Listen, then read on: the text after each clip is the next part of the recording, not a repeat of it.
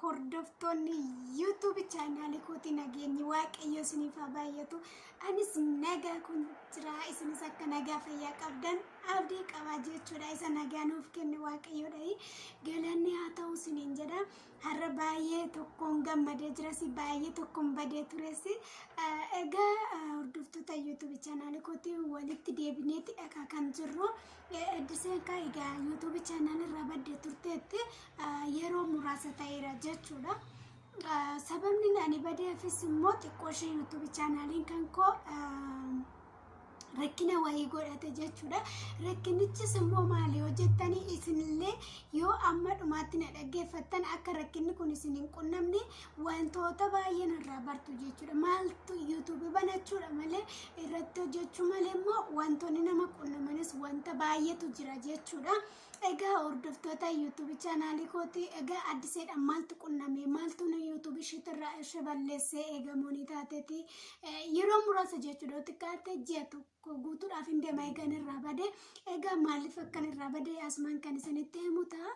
Garuu kanaan duratti warroonni YouTube channel kootiif haarawaa taatan subscribe like godha. Warroonni yeroo duraan wajjin turtan immoo akkuma kana duraa ka share keessanii comment yaada qabdanis na barreessa. Asumaanis immoo gaaffiinis hin gaafadhu wayitu jira. Warroonni beektanii adaraa keessanii naaf qoodaa isiniin jedha. Egaa har'a garan badeetti yeroo deebi'u maaliif irraa baddee maaliif deebite warroonni jettanis jiraachuu dandeechu. Egaa warroonni na gaafataa turanis baay'eedha dhugaa baay'ee sin galateeffadha. Warroonni keessan addisa YouTube channel irratti hojjettu viidiyoo gadi lakkiftu maal taate baddee itti dhamaatee warroonni jettanis hin jirtu. Guddaa galatoomaa isiniin jedha.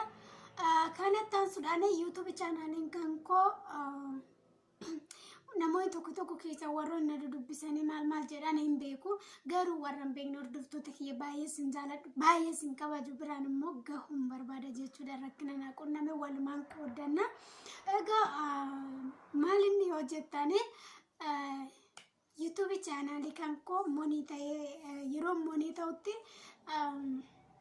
lakkoofsa poostaa yookiis piinii wanti jedhamu sun hin jira jechuudha.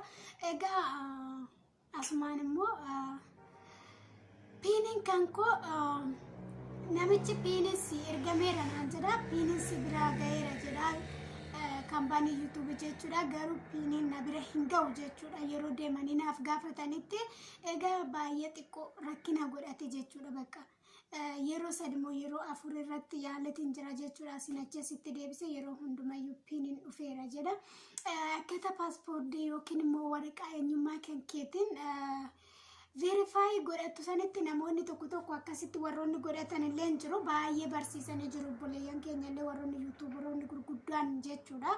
Fakkeenyaaf Abdullaa yeroo baay'ee irra deddeebi'ee barsiisee yeroo baay'ee bakka eenyu Umar Sof kam jedhu tokkos barsiisaa turanii ijoollee baay'eetu barsiisan jechuudha. Obboleeyyan keenya garuu isaan irraa ilaalee baay'ee mokkore jechuudha. Ijoollee namoota natti dhiyaatan fana akkasitti yaaleen ture. Garuu akka sanitti verify gochuu hin danda'u. YouTube'n kan koo dirqama lakkoofsa piinii yookiis poosta san fiduu qabdanaan jira jechuudha. Egaa kanatti aansuudhaan haala kana baay'ee na rakkise jechuudha. Galanni rabbiidhaaf haa ta'u yeroo sadaffaa irratti dhaqanii yeroo ilaalan piiniin kan koo naa dhufee jira. Garuu osoo piiniin kiyya naaf hin fuudhamin dura yookiis immoo piiniin kiyya naaf hin ergamin dura maaltu na qunname akkuma footoo iskiriin irratti argitan kana monii narraa kaasee ture jechuudha. Lakkoofsi poostaa kan koo naa dhufuu dide. Warroonni achi deddeebi'anii naaf gaggaafatan illee dhugaa baay'ee na wajjin rakkatanii guddaa galatoomaa jedhanii akkasumallee obboleeyyan kee biyya Arabaa keessa jiran baay'ee na wajjin rakkatanii akka deddeebi'anii naaf fuudhan illee kan godhan baay'eetu jiru jechuudha. Hedduu galatoomii jechuun hin barbaada. Asumaanis egaa kanaan duratti obboleeyyan keenya maaltu nama qunnama jechuu dandeechu. Egaa monii narraa kaasee ture. Viidiyoo gadhiisuu hin danda'u. Email isaanirraallee galee YouTube namallee ilaaluu hin danda'u jechuudha. Maaliif jennaan viidiyoo tokko kan gadhiisu ta'e beeksisa irratti hidhachuu hin danda'u nam fayyadu. Lammaffaa deebi'ee akkaawuntii saniin immoo eegamoonni narraa kaasen booda amma sirreessutti iimeelii sanirra galee nama bira deemuun hin barbaachisu jechuudha. Egaa akkasiin immoo narraa kaasee ture sababa piinitiin. Egaa warroonni piiniin keessa sababa warroonni moonii taatanii osoo piiniin isin hin deebiin jirtanii seeraan dafaa to'i yeroo sadii deebisaa gaafadhaa jechuudha. Torbee sadii waan akkasiitiin eegdanii iddoo itti kureeshin jedhu iddoo itti gaafatantu jira iddoo maddi verify gootu sanitti jechuudha. Innaasa warroonni akkasanii ji'a afur yoo dabarte sirraa kaasaa jechuudha. Moonii sirraa kaasaa akkasitti moonii narraa kaasaa jira. Kun olaa iskiriin irratti ilaalaa jirtu jechuudha nama addeette. Eegasiit immoo isaan moonii narraa kaasee waa tutture deddeebi'anii na gaafatanii lakkoofsi poostaa konaa dhufe baay'ee tokko gammadee akkasitti verify godhadhe. Kun amma YouTube kan konaaf sirratee jira. Warroonni akka piiniin kun naaf godhu jiru naaf gochaa turtanis guddaa galatoomaa.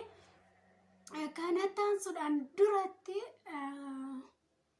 warroonni birriitu guutuu dideeti moo maaliif warroonni jettanii gaaffii kaastanii soo jiraattanii birriin kankoo ani moonii ta'e guyyaa 2 moo guyyaa 3 dura birriin kun naaf guutame jechuudha. Isa sololootu naa guute sololoo guddaa galatoomi siin jedha. Sololoo office kan jedhu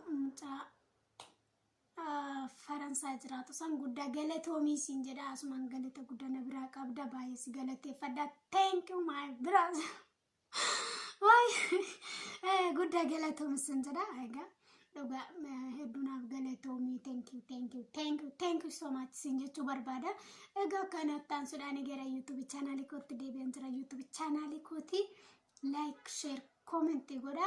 Asumaan deebiidhaan immoo warroonni gaaffii tokko hin jira. Addisee commentiin maaliif sidide warroonni jettan dhugumatti dubbachuuf ispaamichuma keessatti illee ilaalaa commentii jalatti na barreessa waan commentiin ispaamii ta'uuf jechuudha. Iddoo sirreessoo jiraate keessa irra na dubbistanii sirreeffadhu naan jechuu dandeechu. Dhuguma dubbachuutti commentiin kiyya baay'inaan hin barreeffama. Ijoollee baay'een na jala turanii warratanii naaf hin barreessu. Garuu commentii of jalatti qabachuu hin dandeenye. Isa kanas illee akkaataa tokkoon sirreessuu naan barbaada jechuudha. Warroonni beektan immoo comment jalatti na barreessa isiniin jedha. Egaa ani guddaa sin jaaladha. Baay'ee sin kabaja hordoftoota YouTube channel kooti baay'ee tokkollee gammadee jira. Nagayaanaaf tura guddaa galatooma. Warroonni lakkoofsa piinii kiyyallee naaf fuutan hedduu si galateeffadha. Guddaa na galatooma jechuun hin barbaada. Asuma Waaqayyo barakee jireenya kee haa eebbisu. Hunda caalatti jechuudha. Na wajjin kan dhiphachaa turan guddaa galatoomii baay'ee galatoomii Waaqayyo baraaf jireenya kee siif haa eebbisu jechuun hin barbaada. Egaan hordoftoota YouTube channel kooti isinis baay'ee sin jaaladha. Guddaa naaf galatooma. Hedduu tokko sin jaaladha dhugaa. Hundi keessaniyyuu viidiyoo kana share waliif godhaa.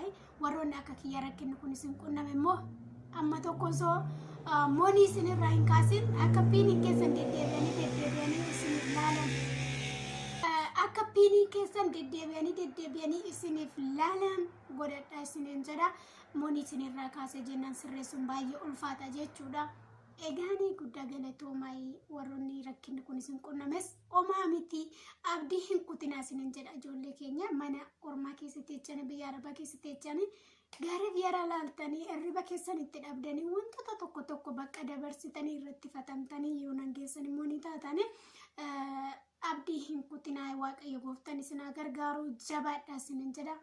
Nagaan naaf tura.